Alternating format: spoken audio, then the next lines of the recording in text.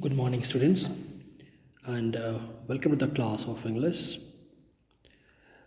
Children, in the previous video, I think we ended up at the point where Governor had entered the hotel room of Evans, and Evans was shocked. Governor told Evans that it's useless to try anything, and he had got all men around the place, even women too. And Evans was visibly shaken. He confessed that the correction slip had ruined him. So Evans was visibly shaken. He sat down slowly in the only chair the small room could offer and held his head between his hands. For several minutes there was utter silence. Finally, he spoke. It was that bloody correction slip, I suppose. Well, the governor failed to mask the deep satisfaction in his voice. There are a few people who know a little German. Slowly, very slowly. Evans relaxed. He was beaten and he knew it. He sat up at last and managed to smile ruefully. It wasn't really a mistake. You see, we hadn't been able to fix up any hotel, but we could have worked that some other way. No, the really important thing was for the phone to ring just before the exam finished. To get everyone out of the way for a couple of minutes so we had to know exactly when the exam started, didn't we? So governor told that it was useless for Evans to try anything nuisance like thing, as he had got all men around the place, even women too. Evans was shocked. He confessed that the correction slip had ruined his plan, and slowly, very slowly, Evans relaxed. And he began to talk about the plan that they could fix any hotel. The really important thing was for the phone to ring just before the exam finished. They could get the prison officers out of the way for a couple of minutes.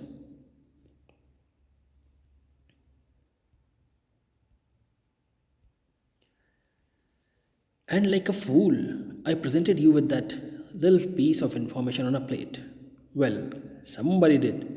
So you see, sir, that correction slip killed two little birds with a single stone. Didn't it? The name of the hotel for me and the exact time the exam started for. The governor nodded. It's a pretty common word. Good job. It is pretty common, sir. I'd never have known where to come to, would I? Nice name, though. Zum Goldenen Loven. How did you know which golden lion it was? There's hundreds of them. Same as you. Evans, index number 313, center number 271, remember 6 figures. And if you take an ordnance survey map for Oxfordshire, you find that the 6-figure reference 313 upon 271 lands you bang in the middle of Chipping Norton. Now, the correction slip provided the name of the hotel, governor said, and the exact time the exam started. Now, Evans asked the governor how did he know which Golden Lion hotel it was, because there are many Golden Lion hotels. So, governor said, Evans, the index number 313 and the center number 271 were the reference figures. These 6 figures, when you connect like this, like 313 upon 271, then it is the reference number for the place, that is the middle of Chipping Norton. Yeah, you're right. We had hoped you would run off to Newbury. We did. Well, that's something, I suppose. That question paper. Evans, could you really understand all that German? I could hardly. Nah, cause I couldn't. I knew roughly what it was all about, but we just hoped it would throw a few spanners in the works. Sort of muddle everybody a bit.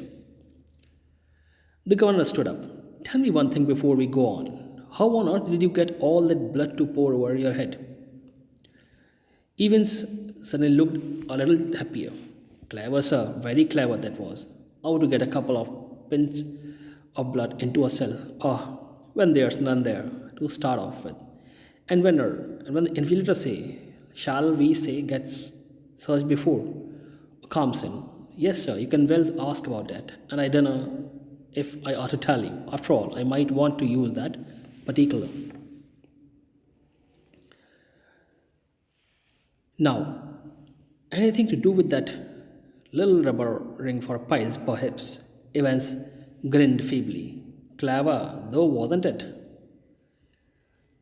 Now, the governor then asked him about the knowledge of German and how he got all that blood to pour over his head. So Evans explained that how they used the little rubber ring for piles for it.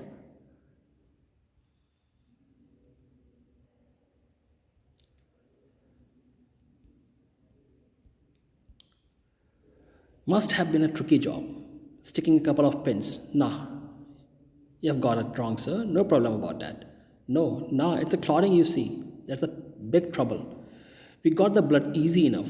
Pig's blood. It was from the slaughter's house in Kirlington. But to stop it clotting, you have got to mix your actual blood. Evans took a breath. With 1/10 of its volume of 3.8% trisodium citrate. Didn't know that. Did you, sir? The governor shook his head in a token of reluctant admiration. We learn something new every day. They tell me, come on, my lad. Evans made no show of resistance, and side by side the two men walked slowly down the stairs. Tell me, Evans, how did you manage to plan all this business? You have had no visitors. I have seen to you that you have had no letters. I have got a lot of friends, though. So now the problem was how to just show the blood signs on the head. So governor asked Evans, how did you get all that blood to pour over his head? So Evans explained how they had used the little rubber ring. Actually, at the time the McClary said that the little rubber ring is for his piles problem because he cannot sit on hard surface for a long time. So he uses that rubber ring as a soft thing. But actually, that rubber ring contained the blood. Now the problem with the blood is that it gets clotted. So how to stop the blood from clotting? So Evans explained that they used pig's blood and mixed 3.8% trisodium citrate to stop it from clotting. And the governor shook his head in reluctant admiration. Means that the governor admired the plan of Evans. And then they walked down the stairs slowly. And Evans did not show any sign of runaway or any kind of resistance. So governor asked Evans, how did you get all this plan and all these equipments? So Evans said, I have many friends.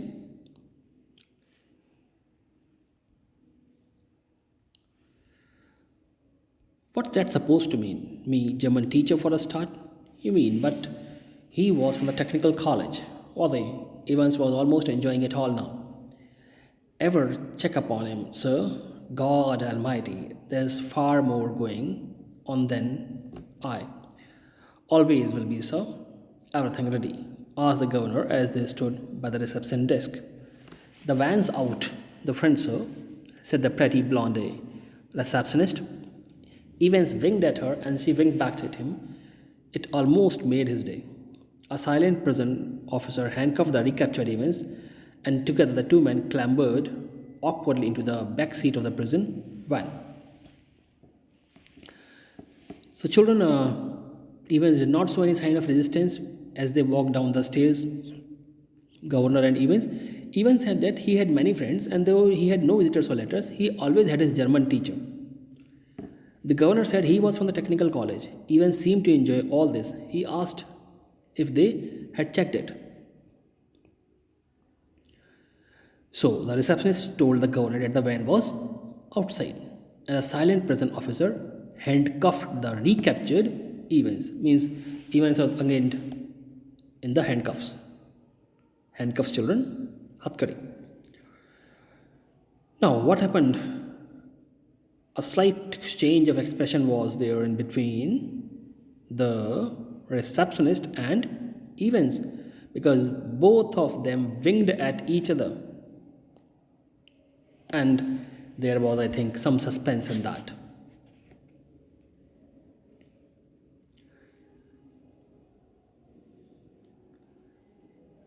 See you soon, Evans. It was almost as if the governor were saying farewell to an old friend after a cocktail party. Cheerio, sir. I was just wondering. I know your German's pretty good, sir, but do you know any more of these modern languages? Not very well. Why? So then Evans was handcuffed. The two men sat on the back seat of the prison van. Evans said that the O-level Italian classes were coming up next September. The governor said that perhaps he might not be with them. Evans pondered over it and thought that he wouldn't.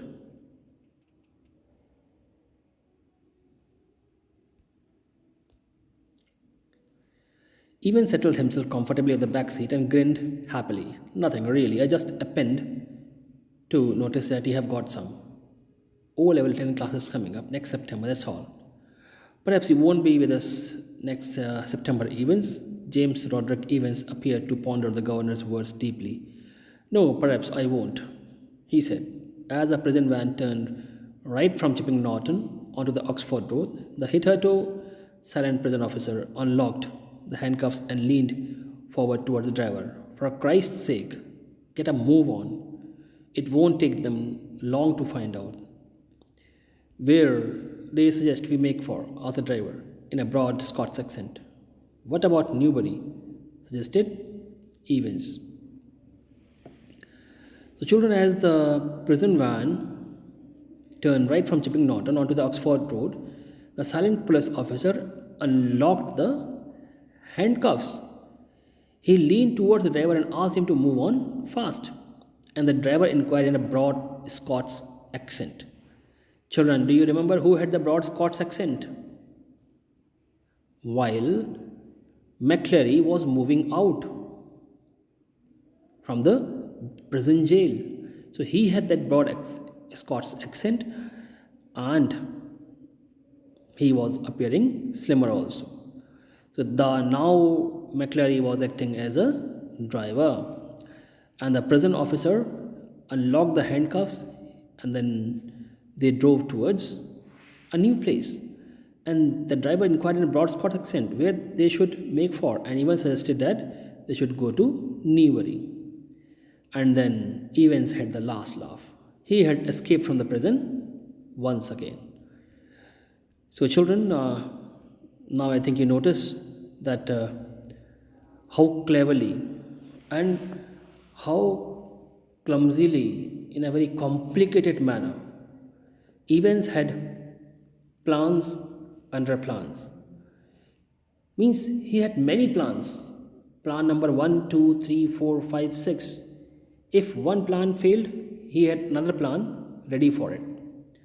If second plan failed, he had third plan, fourth, fifth, sixth plan ready for it. And he was so minutely prepared that nobody could stop him to escape. So, children, I think this chapter is very clear to you now. If you have any kind of queries about this chapter, because we have finished this chapter in this last video, so you can just message me and can call me. So till then, thank you and goodbye.